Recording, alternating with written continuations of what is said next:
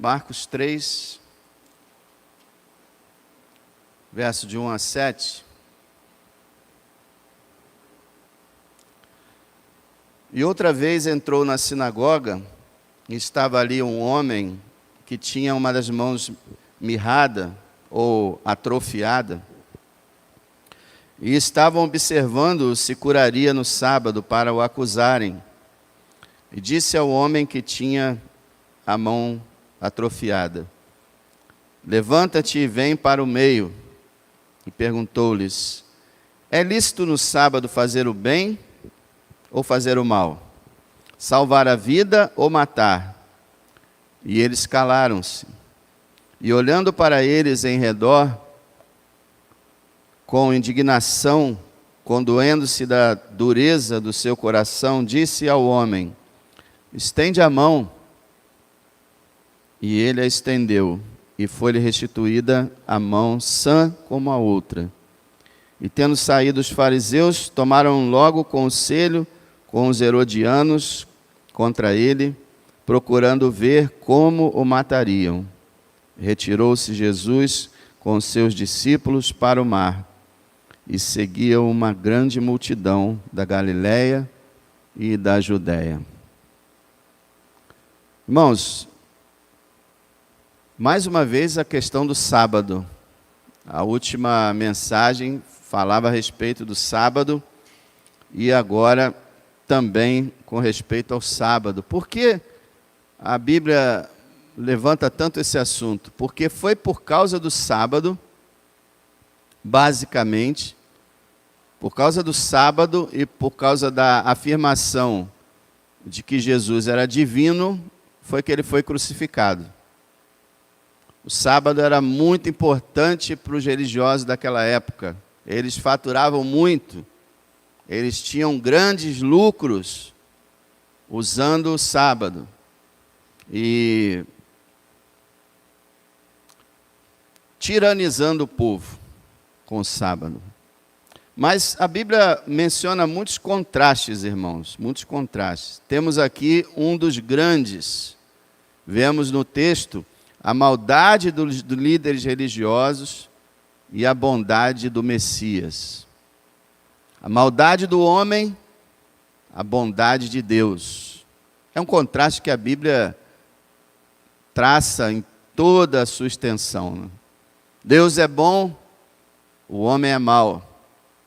É isso que a Bíblia ensina.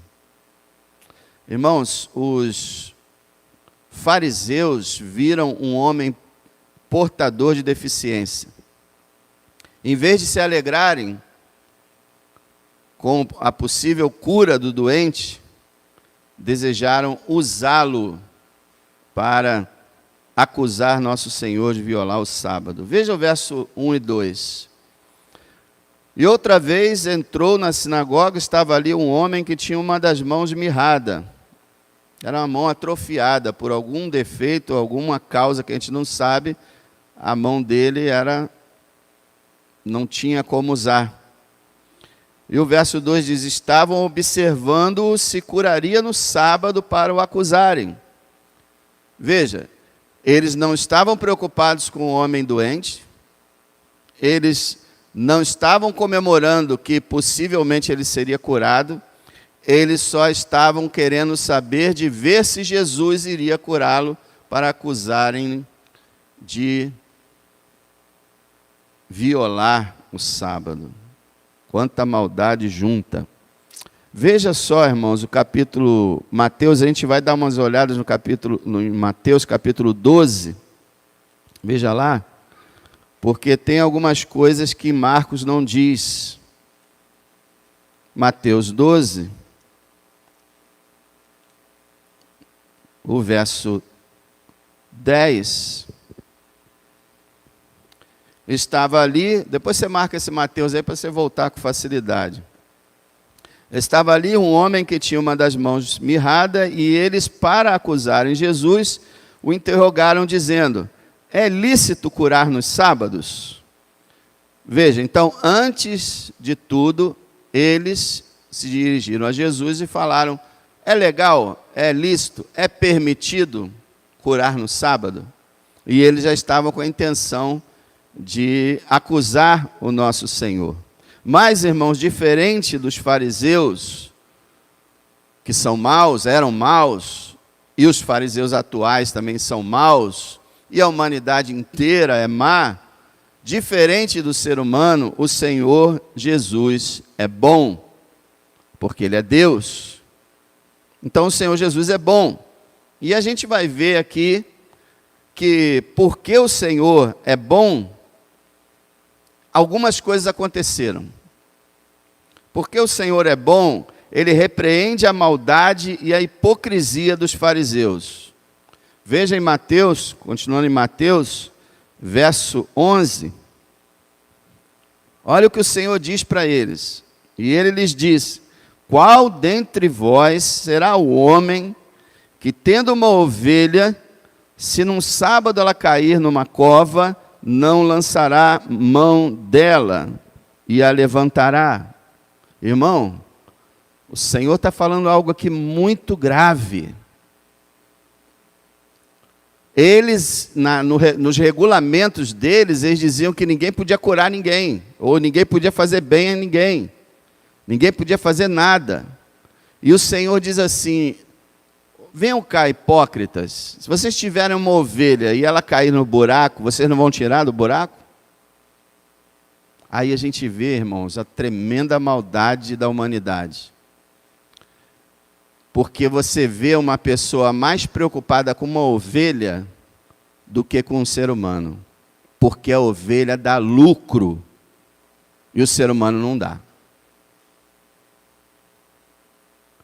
Deixa eu falar uma coisa para vocês, irmãos, que está acontecendo no mundo, a questão dos pets. Hoje, para quem não sabe o que é pets, é aquele animalzinho fofinho, de estimação. Hoje, muita gente tem dado mais valor ao animal, a um gato, a um cachorro, do que a um ser humano. Muita gente tem dado todo o seu afeto, seu carinho, sua atenção para bichos. Animais. O que são animais diante do homem? Mas por que as pessoas dão mais atenção e mais carinho para os animais? Elas mesmas respondem: os animais não me maltratam, os animais não me perturbam, os animais não me dão quase despesa, embora você veja aí verdadeiros shoppings agora de animais, mas eles não me dão trabalho. Então, irmão, a ovelha eles tiram do buraco, mas o doente deixa ele lá. Porque a ovelha custa, e o ser humano só dá prejuízo. Que coisa terrível, irmão. Coisa terrível. O Senhor, Ele vai no cerne da questão. Veja só o verso 12. Pois quanto mais vale um homem do que uma ovelha? Quer dizer, para o homem a ovelha vale mais. Mas Deus está dizendo: o homem vale muito mais do que uma ovelha. Como Ele já tinha dito que a gente vale muito mais do que muitos pardais. Irmão, a pessoa que dá toda a sua atenção para um pet e não dá atenção para os seus pais, não dá atenção para o seu marido, não dá, ou para a sua mulher, não dá atenção para os seus filhos, ela está invertendo tudo, está trocando tudo. E é o que está acontecendo hoje. Preste atenção numa coisa. Uma pessoa fica doente, vai lá para a UPA. O animal fica doente, vai lá para o lugar, aquele lugar particular do veterinário, gasta 3, 4 mil reais, tem problema. Ficou doente, vai para o UPA. Está percebendo a inversão? E a questão do ser humano: olha, se é lucrativo para mim, eu não vou perder essa, né? Então a ovelha eu pego do buraco, mas o homem eu não vou pegar de buraco nenhum, não. Lá, deixa ele lá, é sábado.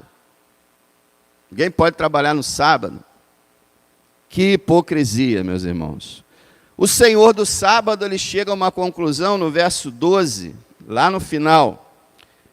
É, portanto, lícito fazer o bem nos sábados. O Senhor do sábado determina que obras de caridade, obras de emergência devem ser feitas até no sábado. Isso é, no nosso domingo, no dia do Senhor, se tiver alguém passando mal, a gente deixa aqui e vai atender na hora. Devemos fazer isso. Agora, o interessante que eles deveriam estar alegando é que esse homem com a mão atrofiada não estava passando mal, não era uma questão de emergência,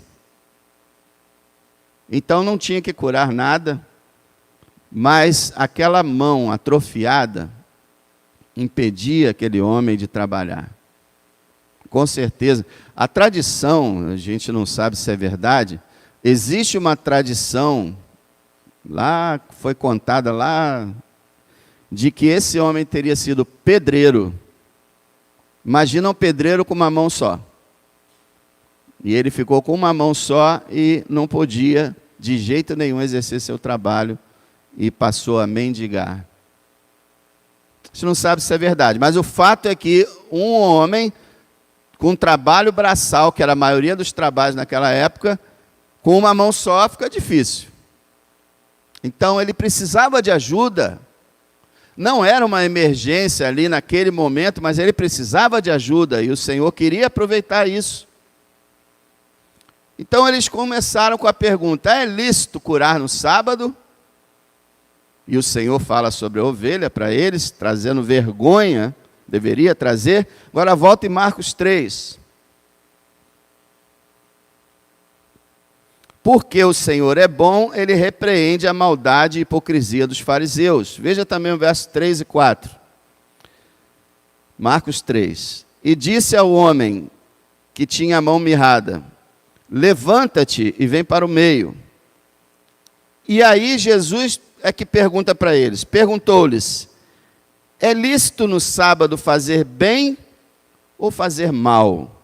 Salvar a vida ou matar? E eles calaram-se. Na infinita sabedoria do Senhor, ele pegou eles de novo. Porque o que é permitido fazer no sábado? Salvar ou matar? Por que ele estava falando isso? Porque ele estava querendo salvar aquele homem. E os fariseus estavam querendo matar Jesus. A gente vai ver aqui no final do texto, que é a primeira vez que fala que eles se reúnem para ver como poderiam matá-lo. Então veja bem, se fosse possível para aqueles fariseus matarem Jesus no sábado, dentro da sinagoga, eles o fariam. Então Jesus está de novo falando: vocês estão se contradizendo. Vocês dizem que não pode fazer o bem no sábado, não pode curar no sábado, mas pode me matar. O que é lícito fazer?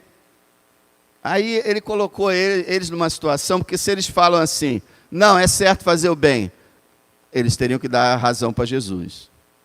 E se eles falassem assim, não, tem que fazer o mal, aí eles condenariam eles. Por isso que eles se calaram.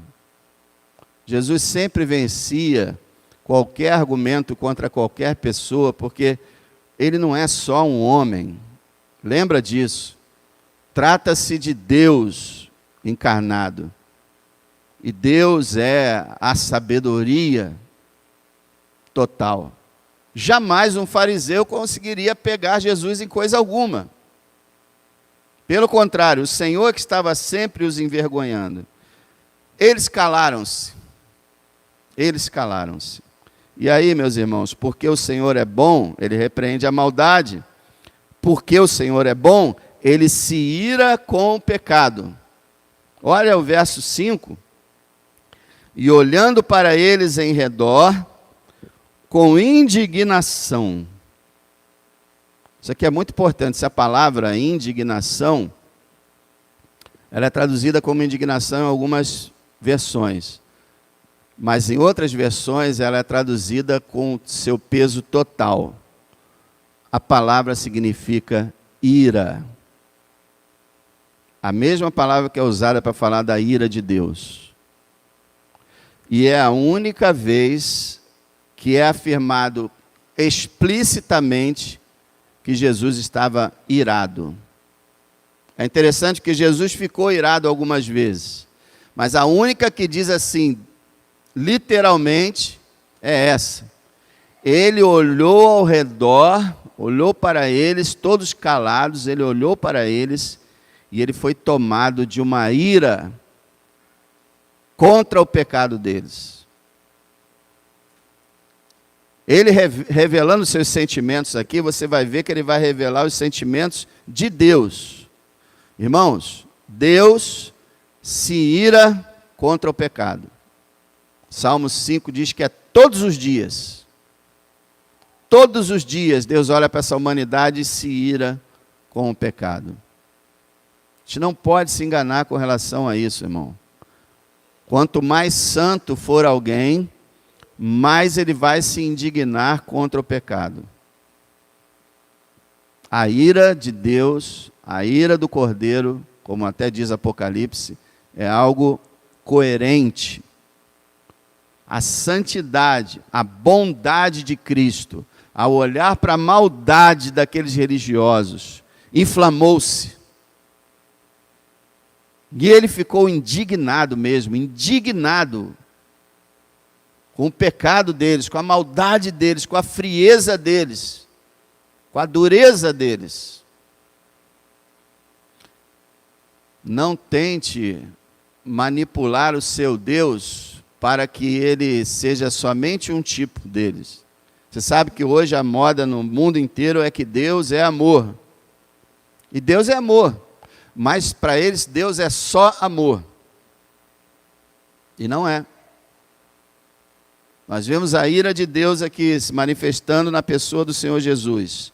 Sabe o que ele mais, eu creio que ele ficou mais irado, além do pecado que eles estavam cometendo, horroroso, foi o silêncio deles.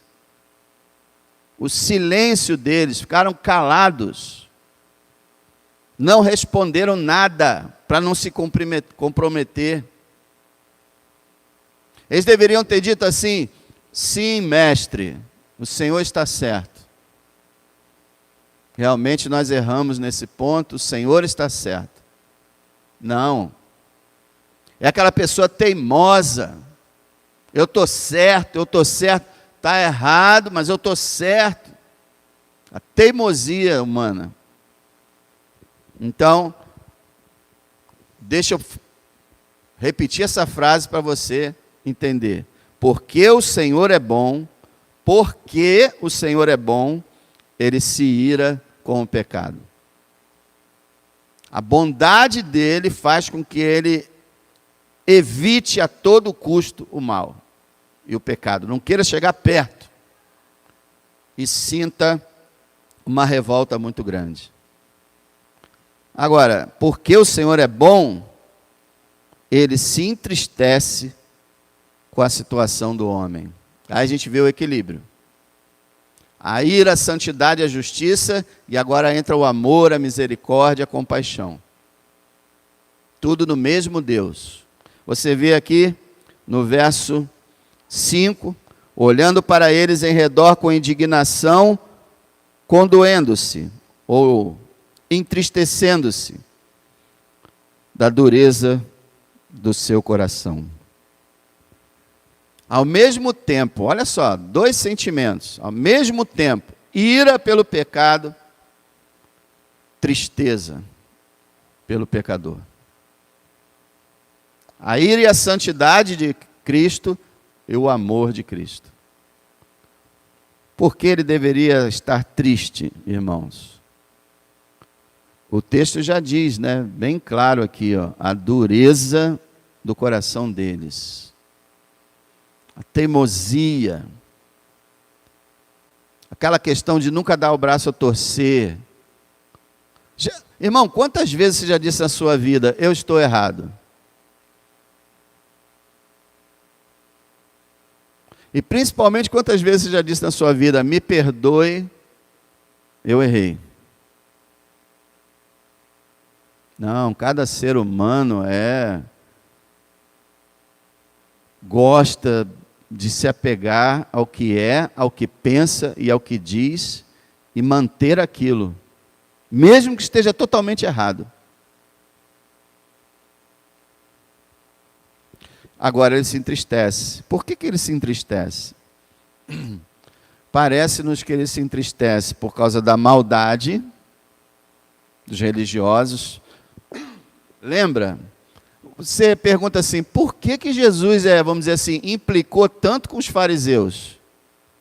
Eles eram os líderes de Israel, os escribas e fariseus eram os líderes do que hoje nós podemos dizer da igreja daquele tempo. Imagina se, e isso está acontecendo, né? Mas imagina que a grande maioria dos pastores fossem como os fariseus.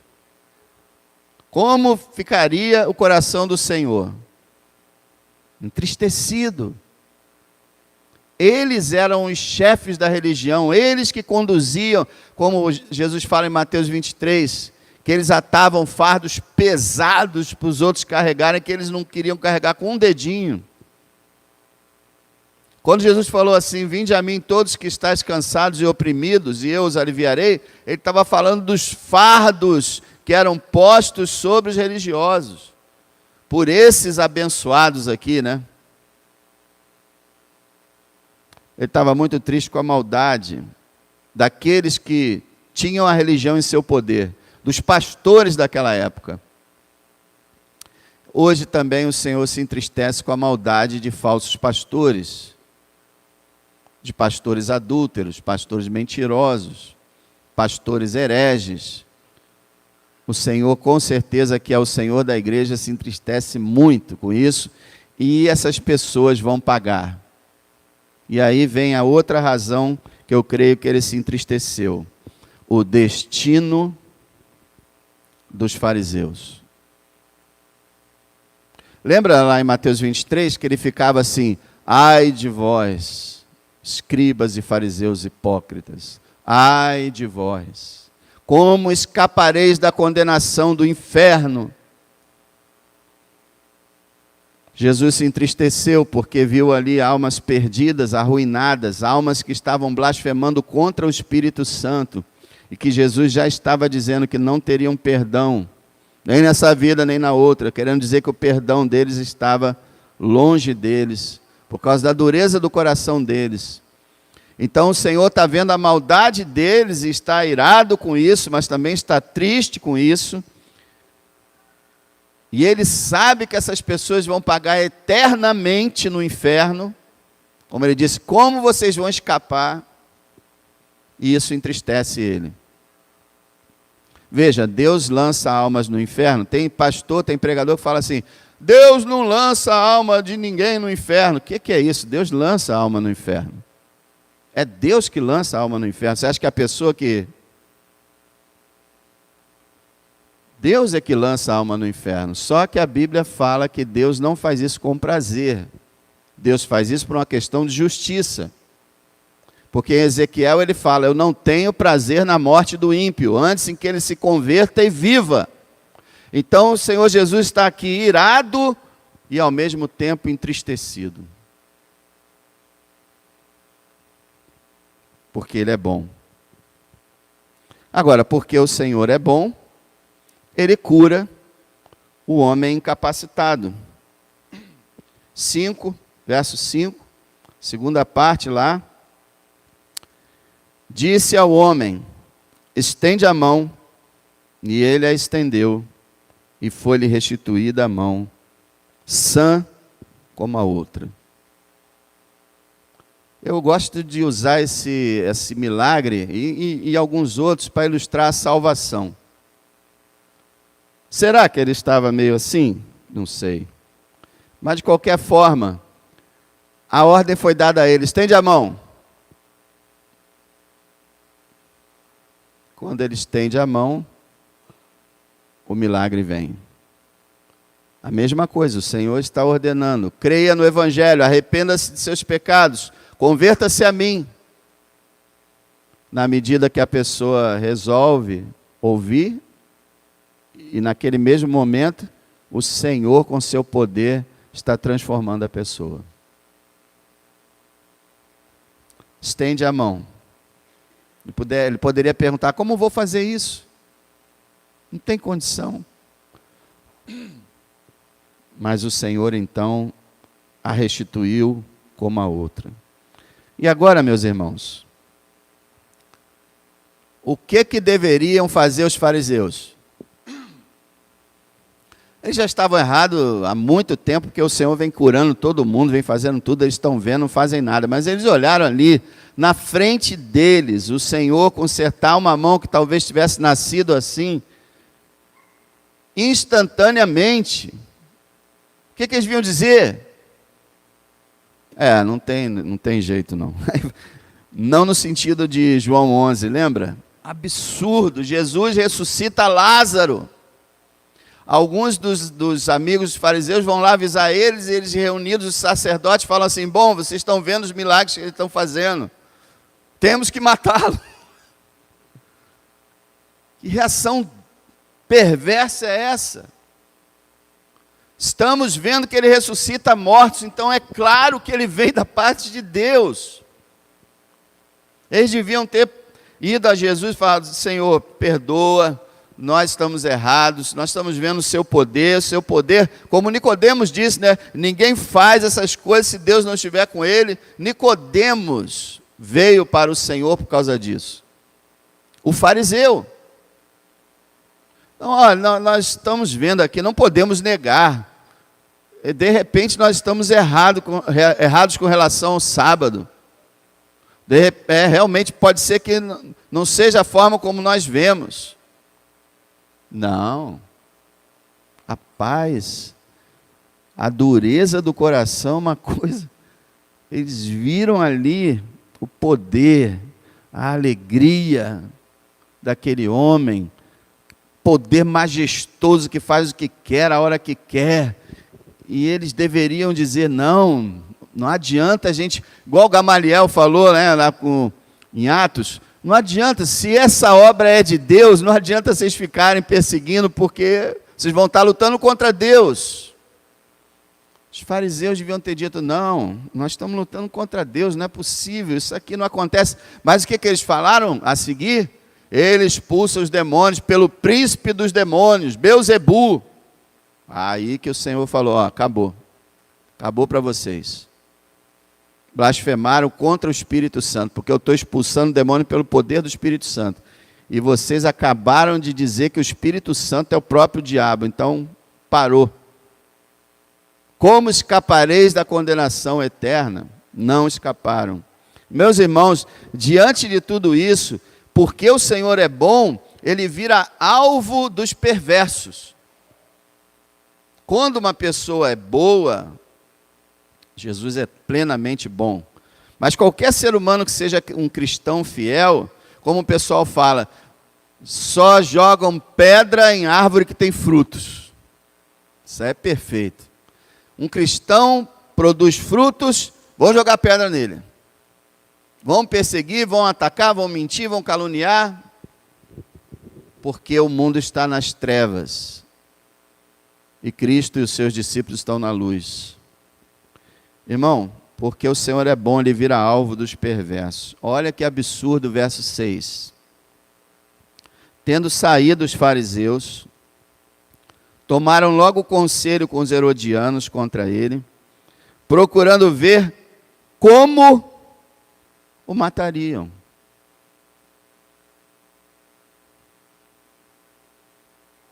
Primeira coisa, acordo com o herodiano, absurdo. Me lembra o acordo de Herodes e Pilatos. Fizeram acordo lá na hora por causa da crucificação de Jesus. Eles estavam brigados, fizeram amizade. Fariseus se diziam servos do Deus Altíssimo, criam nas coisas espirituais. Herodiano era político, praticamente ateu, não queria saber de nada de religião. Eles tradicionalmente eram inimigos mortais, fariseus e herodianos, mas eles até se juntaram com os inimigos, como eles fizeram para matar o Senhor, se juntaram com os romanos, eles se juntaram aqui para saber como é que podiam matá-lo. Mas o que o homem fez? Ele violou o sábado? Não não tem nada no Velho Testamento que diga que uma pessoa não pode curar alguém no sábado. Como ele disse, é permitido fazer o bem no sábado. Ele não quebrou sábado nenhum. Ele curou uma pessoa. Mas ele tem que morrer. Por que ele tem que morrer? Porque ele está acabando. Leia depois em casa o final de João 11. Porque ele está acabando com a nossa religião. Vão vir os romanos aí tomar conta, a gente vai ser demitido, a gente não vai mais ganhar, ó o que move o mundo, ó. Não vai ter mais. Ele tem que morrer.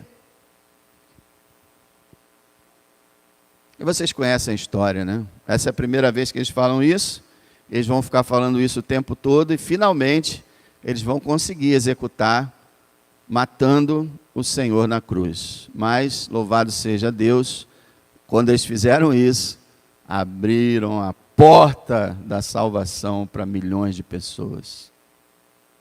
Glória a Deus por isso. Irmãos, que lições podemos tirar aqui? Primeiro, não é correto usar as pessoas.